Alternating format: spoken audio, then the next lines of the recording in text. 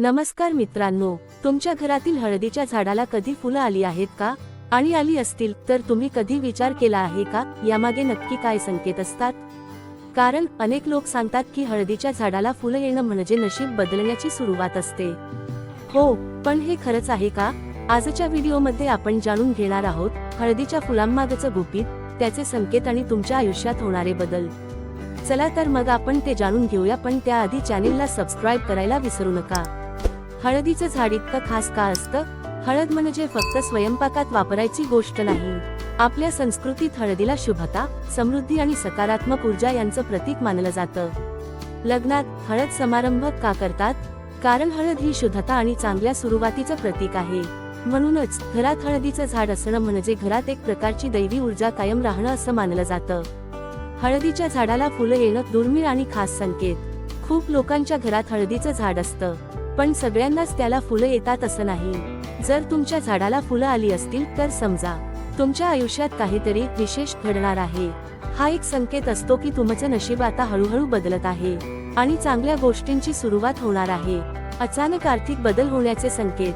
हळदीच्या फुलांचा संबंध धन आणि लक्ष्मीशी जोडला जातो.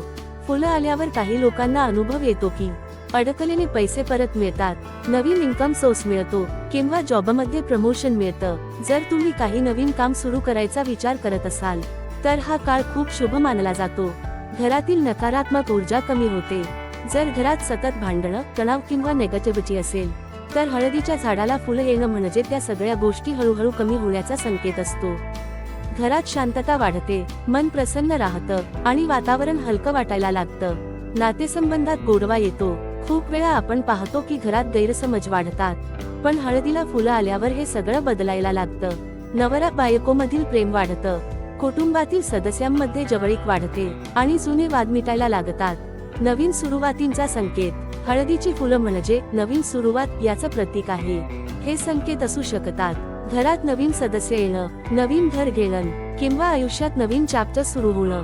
पूर्णविराम. आध्यात्मिक प्रगती. हळदीच्या झाडाला फुलं आल्यावर काही लोकांना असं वाटतं की त्यांचं मन जास्त शांत होतं, देवावर विश्वास वाढतो आणि सकारात्मक विचार येऊ लागतात. हा एक प्रकारचा आध्यात्मिक ग्रोथचा संकेत असतो. काही गोष्टी लक्षात ठेवा, पण एक गोष्ट लक्षात ठेवा, फुलं आली म्हणून झाडाकडे दुर्लक्ष करू नका.